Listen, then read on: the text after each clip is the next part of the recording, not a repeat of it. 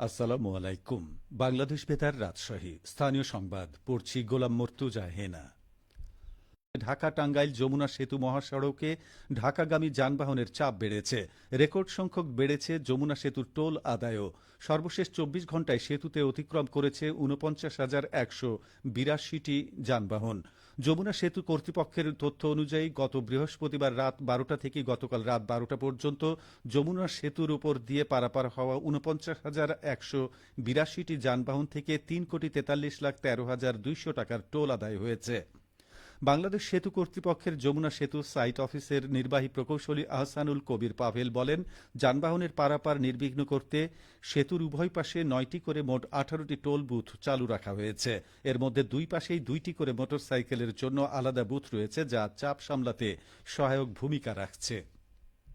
রাজশাহী মহানগরী জামায়াতে ইসলামের উদ্যোগে রুকন সমাবেশ অনুষ্ঠিত হয়েছে। আজ সকালে নগরীর তেরোখাদিয়া এলাকার ভিক্টোরিয়া কনভেনশন সেন্টারে এ সমাবেশের আয়োজন করা হয়।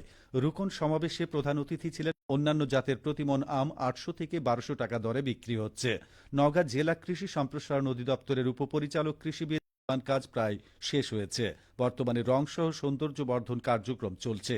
চলতি মাসেই সকল কাজ সম্পন্ন করে সংশ্লিষ্ট দপ্তরের নিকট স্থাপনাটি হস্তান্তর করা হবে। সবশেষে আবহাওয়া। আজ রাজশাহীতে সর্বোচ্চ তাপমাত্রা ছিল ৩৭.৩ ডিগ্রি এবং সর্বনিম্ন ২৮ ডিগ্রি সেলসিয়াস। বিকেল ৩টায় বাতাসে আপেক্ষিক আর্দ্রতার পরিমাণ ছিল ৫৭%।